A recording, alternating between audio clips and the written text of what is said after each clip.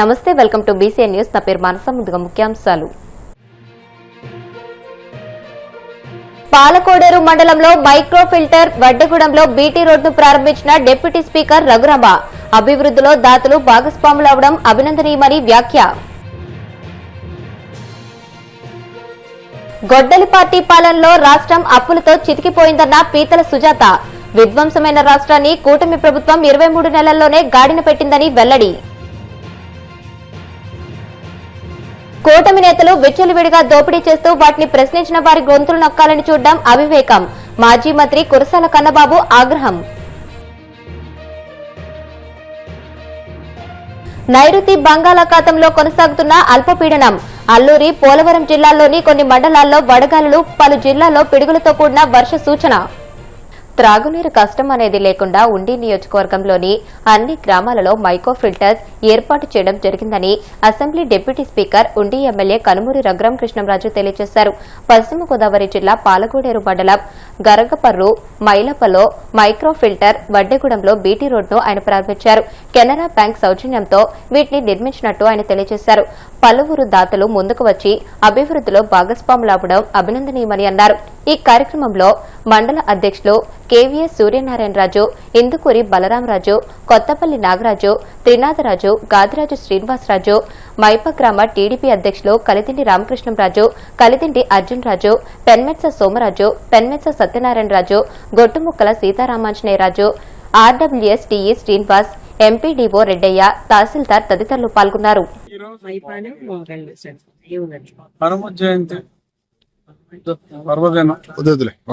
ఆ సందర్భంగా గరగపర్రులో 1 million litres అంటే 10 లక్షల లీటర్ల నీటి శుద్ధి చేసే ప్లాంట్, అలాగే మైప గ్రామంలో రోజుకి 5 లక్షల లీటర్ల నీటి శుద్ధి మైక్రో ఫిల్టర్, ఈ రెండు కూడా పూర్తి చేసి ప్రారంభించడం జరిగింది.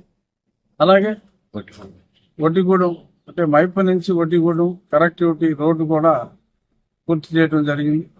దానికి కూడా ప్రారంభోత్సవం చేశాం.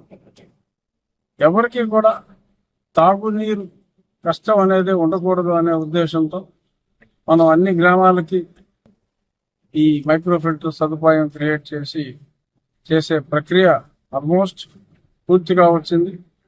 ఇంకొక 4 గ్రామాల్లో ప్రారంభిస్తే సంపూర్ణంగా అన్ని గ్రామాలకి కూడా అన్నమాట ప్రకారం చెప్పిన దానికంటే చాలా ముందుగా తాగునీటి సదుపాయం, తాగునీరే కాదు గృహ అవసరాలకి కావలసిన అన్నిటికీ కూడా చక్కటి మంచినీరు, మినరల్ వాటర్ క్వాలిటీతో అన్నిటి అవసరాలకి కూడా ఉపయోగపడే విధంగా ఈ నీటి సౌకర్యాన్ని ఏర్పాటు చేయడం జరిగింది ఉండి నియోజకవర్గంలో. అలాగే సాగునీరు డ్రైనేజ్ వ్యవస్థను కూడా ఆల్మోస్ట్ పూర్తిగా ప్రక్షాళన చేయడం జరిగింది. ఈ సమ్మర్ పూర్తయ్యే నాటికి సంపూర్ణంగా అవన్నీ కూడా 100% పూర్తయ్యే దిశగా ప్రజలందరి సహకారంతో ముందుగా. గత వైసీపీ పాలనలో రాష్ట్రం అప్పులతో చితికిపోయిందని, 5 ఏళ్ల పాలనలో సుమారు 10 లక్షల కోట్లు అప్పులు చేసిన ఘనత గొడ్డలి పార్టీకి దక్కుతుందని టీడీపీ జాతీయ ఉపాధ్యక్షురాలు పీతల సుజాత అన్నారు. మంగళగిరి టీడీపీ కేంద్ర కార్యాలయంలో ఆమె మీడియాతో మాట్లాడుతూ విధ్వంసమైన రాష్ట్రాన్ని కూటమి ప్రభుత్వం 23 నెలల్లోనే గాడిన పెట్టిందని అన్నారు. ఎన్ని ఇబ్బందులున్నా సీఎం చంద్రబాబు సూపర్ 6 హామీలను అమలు చేస్తున్నారని అన్నారు. ఓవైపు సంక్షేమ పథకాలు, మరోవైపు పరిశ్రమల స్థాపనతో రాష్ట్ర భవిష్యత్తుకు భరోసా ఇస్తూ రాష్ట్రాన్ని అభివృద్ధి పదంలో నడిపిస్తున్నారని పేర్కొన్నారు. 2019 నుంచి 24 వరకు గొడ్డలి పార్టీ, ఈ గొడ్డలి పార్టీ 10 లక్షల కోట్ల రూపాయల అప్పులని చేసేసి ఆర్థిక భారాన్ని రాష్ట్ర ప్రజలపై మోపేసి రాష్ట్రాన్ని నాశనం చేసేసి వెళ్ళిపోయినప్పటికీ కూడా గౌరవ ముఖ్యమంత్రి వర్యులు శ్రీ నారా చంద్రబాబు నాయుడు గారి యొక్క విజన్ వల్ల ఈ రోజున మన రాష్ట్రంలో ప్రజలందరికీ కూడా ఇచ్చిన హామీల ప్రకారం కూటమి ప్రభుత్వం సూపర్ 6 పథకాలని అమలు చేసి ప్రతి ఇంటిలో కూడా ప్రగతి సిరులు కురిపిస్తున్నటువంటి విషయాన్ని ప్రజలకి తెలియజేస్తున్నాం. ఈ 2 సంవత్సరాల కాలంలో ప్రతి కుటుంబానికి, ప్రతి ఇంటికి కూడా అన్ని వర్గాల ప్రజలకి ఈ సూపర్ 6 పథకాలని అందజేసిన విషయాన్ని కూడా తెలియజేస్తున్నాం. మనం చూస్తే కనుక ఈ గొడ్డలి పార్టీ విధ్వంసంతో నాశనమైనటువంటి రాష్ట్రాన్ని పునర్నిర్మించేందుకు సూపర్ 6 ఒక సంజీవనిలా పనిచేస్తుంది. రాష్ట్ర అభివృద్ధికి సూపర్ 6 అనేది ఒక మైలురాయి లాంటిది. ఈ సూపర్ 6 కూటమి గవర్నమెంట్ వచ్చిన తరువాత చాలా సూపర్ ఫాస్ట్గా అమలు చేసి ఈ సూపర్ 6ని సక్సెస్ చేసిన విషయాన్ని కూడా ప్రజలందరికీ కూడా తెలియజేస్తున్నాం. ప్రతి ఒక్కరికి లబ్ధి చేకూరేలా ఈ సూపర్ 6ని గౌరవ ముఖ్యమంత్రి వర్యులు శ్రీ చంద్రబాబు నాయుడు గారు రూపొందించిన విషయాన్ని కూడా తెలియజేస్తున్నాం. మరి అంతేకాకుండా ఈ ఉచిత బస్సు ఏదైతే ఉందో, ఈ ఫ్రీ బస్ వల్ల మహిళల యొక్క ఆర్థిక పురోగతికి చాలా ఉపయోగపడుతున్న విషయాన్ని కూడా తెలియజేస్తున్నాం. సంక్షేమానికి కొత్త నిర్వచనం ఈ సూపర్ 6. ప్రజల యొక్క జీవితాలలో మార్పుకి ఈ సూపర్ 6 చాలా ఉపయోగపడుతుంది. అభివృద్ధిని వేగవంతంగా చేయటంతో పాటు సంక్షేమాన్ని ప్రజలకు అందిస్తున్న విషయాన్ని కూడా తెలియజేస్తున్నాం. సూపర్ 6 పథకాలే కాకుండా ప్రజలకి భవిష్యత్ గ్యారంటీ, ఒక భరోసా ఈ సూపర్ 6 అనేది. అంతేకాకుండా ఈ రోజున కనుక మనం చూస్తే ఈ సూపర్ 6ని తీసుకుంటే మొట్టమొదటిగా తల్లికి వందనం. ఈ రోజున తల్లుల్ని ప్రతి ఒక్కరిని కూడా మనం ఎంతగానో గౌరవించుకుంటాం. మహిళ కుటుంబానికి చాలా ఒక భరోసా లాంటిది. ఆ కుటుంబానికి ఒక ఫైనాన్స్ మినిస్టర్. సో అట్లాంటి మహిళ చేసినటువంటి పొదుపు వల్ల కుటుంబం చాలా ఇబ్బందులు లేకుండా వెళ్తున్నటువంటి విషయం కూడా మనందరికి కూడా తెలుసు. సో అట్లాంటి తల్లికి భారాన్ని తగ్గించాలి. ఆర్థిక ఇబ్బందుల వల్ల పిల్లలని చదువుకి దూరం చేయకుండా కుటుంబం సంతోషంగా పిల్లల్ని బడికి పంపించాలనే ఉద్దేశంతో తల్లికి వందనాన్ని తీసుకురావటం జరిగింది. ఈ తల్లికి వందనం తీసుకొచ్చిన తర్వాత దాదాపుగా కూటమి ప్రభుత్వం వచ్చిన తర్వాత ఇచ్చిన హామీ ప్రకారం 67,27,000. చంద్రబాబు అసమర్థత, ప్రభుత్వ అవినీతిని సోషల్ మీడియాలో ప్రశ్నిస్తుంటే సమాధానం చెప్పుకోలేక జగనన్న కనెక్ట్ సోషల్ మీడియా ఖాతాల్లో సస్పెండ్ చేయించే కుట్రలకు చంద్రబాబు తెరలేపారని వైసీపీ రీజనల్ కోఆర్డినేటర్, మాజీ మంత్రి కురసాల కన్నబాబు ఆగ్రహం వ్యక్తం చేశారు. కాకినాడలోని తన క్యాంపు కార్యాలయంలో ఆయన మీడియాతో మాట్లాడుతూ ఎన్నాళ్లు సోషల్ మీడియా సైనికులను అక్రమ కేసులతో వేధించిన ప్రభుత్వం ఇప్పుడు ఏకంగా అకౌంట్లను సస్పెండ్ చేయాలని పోలీసులకు ద్వారా మెటా ఎక్స్ కి నోటీసులు పంపుతుందని మండిపడ్డారు.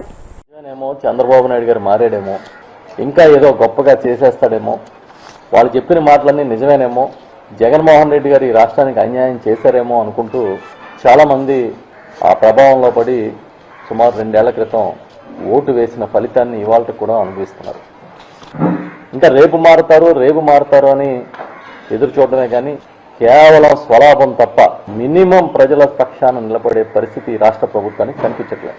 వాళ్ళ గొప్పలు చెప్పుకోవడానికి, కేంద్రంలో వాళ్ళకున్న పరపతిని నిరూపించుకోవడానికి ప్రతిరోజు తాపత్రయపడమే తప్ప ఈ రాష్ట్రంలో ఒక్క వర్గానికి కూడా మేలు జరగని పరిస్థితి కనబడుతుంది. రైతులు కానీ, విద్యార్థులు కానీ, ఉద్యోగులు కానీ, సామాన్య ప్రజలు కానీ ఏ ఒక్కరూ ఇవాళ తమ సమస్యలు పరిష్కారం అవుతాయనే ఆశలో లేరు. ప్రభుత్వం ఆదుకుంటుందనే ఆలోచన కూడా ఇవాళ చేసే పరిస్థితి లేదు. ఎందుకంటే మనకి చాలా క్లియర్గా తెలుస్తూ ఉంది ఈ ప్రభుత్వానికి వాళ్ళ సొంత ఎజెండా, అది తప్ప ఇంకేం లేదనేది. ఆ ఎజెండా తేటతెల్లమైనప్పుడల్లా, వాళ్ళ స్వార్థాన్ని ప్రజలు అర్థం చేసుకుంటున్నప్పుడల్లా డైవర్షన్ పాలిటిక్స్ చేస్తూ ఉన్నారు. కొద్ది రోజుల నుంచి చూస్తే ప్రజాస్వామ్య వ్యవస్థలకి, ప్రాథమిక హక్కులకి భంగం కలిగించడమే లక్ష్యంగా ఈ ప్రభుత్వం పనిచేస్తూ ఉంది. ఎవరు కూడా ప్రభుత్వాన్ని విమర్శించకూడదు, ఎవరు కూడా వ్యవస్థల్లో లోపాలని తప్పు పట్టకూడదు, తప్పు ఎత్తి చూపకూడదు. అలా చేసినట్లయితే మేము ఖచ్చితంగా మీ మీద ఒత్తిడి తీసుకొస్తాం, మిమ్మల్ని నష్టపరుస్తాం అన్నట్టుగా ప్రభుత్వం వ్యవహరిస్తోంది. అసలు ప్రాథమిక హక్కుల్లో ఒకటైన భావ వ్యక్తీకరణ స్వేచ్ఛ అనేది ఈ రాష్ట్రంలో లేదు. గొంతు నొక్కి, గొంతు నులిమి పూర్తిగా భయపెట్టి ప్రభుత్వాన్ని లాగాలనే ప్రయత్నాన్ని చేస్తూ ఉన్నారు. వాళ్ళ అభిప్రాయాలు పౌరులు చెబితే కూడా తీవ్రమైన నేరాలుగా పరిగణించి వాళ్ళ మీద కేసులు పెడతా ఉన్నారు. ఇవాళ సోషల్ మీడియాకి ధీటుగా, మెయిన్ స్ట్రీమ్ మీడియాకి ధీటుగా, అంతకు మించి మెయిన్ స్ట్రీమ్ మీటికి ధీటుగా సోషల్ మీడియా ఎదిగింది. ఆ సోషల్ మీడియా ప్రభావాన్ని, ఎందుకంటే చాలా వరకు ప్రధాన మీడియాని, మెయిన్ స్ట్రీమ్ మీడియాని ప్రభుత్వం కంట్రోల్ చేస్తూ ఉంది, వాళ్ళ ఆధీనంలో ఉంచుకునే కార్యక్రమం చేస్తూ ఉంది, వాళ్ళ చెప్పు చేతల్లో మీడియా నడిచే కార్యక్రమం ఉంది. కాబట్టి సోషల్ మీడియాని కంట్రోల్ చేస్తే, సోషల్ మీడియాలో విమర్శలు రాకుండా చూసుకుంటే అది చాలు మనల్ని గట్టెక్కిస్తుందనే భావన వాళ్ళ ప్రభుత్వంలో ఉన్నట్టుగా కనిపిస్తుంది.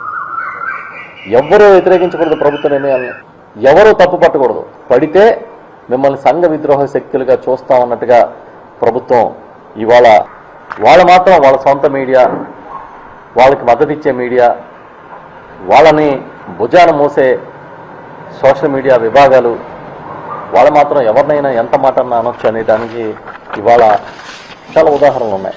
వ్యక్తిత్వ హననాలు చేయడమే ఒక లక్ష్యంగా, ఒక టార్గెట్గా కొన్ని గ్రూప్స్ పనిచేస్తూ ఉన్నాయి. చివరికి ఏ స్థాయికి వచ్చిందంటే చంద్రబాబు నాయుడు గారు ఆల్రెడీ సోషల్ మీడియాని కంట్రోల్ చేయడం కోసం, సోషల్ మీడియాలో వచ్చే విమర్శలను కంట్రోల్ చేయడం కోసం పోలీసుల్ని విచ్చలవిడిగా వాడుతున్నారు.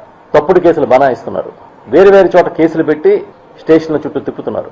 ఇంతకుముందు ప్రభుత్వం మారినప్పుడైతే మనం చూసాం, సోషల్ మీడియా యాక్టివిస్టులు అనుకున్న వాళ్ళని రాత్రి ఎత్తికెళ్లడం, కొట్టడం, హింసించడం, ఇలాంటి కార్యక్రమాలని చేసిన పోలీసు ఇంకొక అడుగు ముందుకేసి ఏవైతే ఈ సోషల్ మీడియా కంపెనీస్ ఉంటాయో, ఎక్స్ కానీ ఫేస్బుక్ కానీ, ఇలాంటి వాళ్ళని ప్రభావితం చేయడానికి కూడా పోలీసు పని చేస్తూ ఉంది. ఎందుకంటే ఆ ప్లాట్ఫామ్స్నే కంట్రోల్ చేస్తే, వాళ్ళనే భయభ్రాంతులను చేస్తే ఇంకా పని ఈజీ అయిపోతుందని పోలీసుల్ని ఒక అడుగు ముందుకేయించే కార్యక్రమం ఈ ప్రభుత్వం చేసినట్టుగా కనిపిస్తూ ఉంది. సోషల్ మీడియా కంపెనీల మీద ఒత్తిడి తీసుకొస్తూ ప్రజా వ్యతిరేక నిర్ణయాల మీద కానీ. ఇప్పుడు కాసేపు ప్రకటనలు.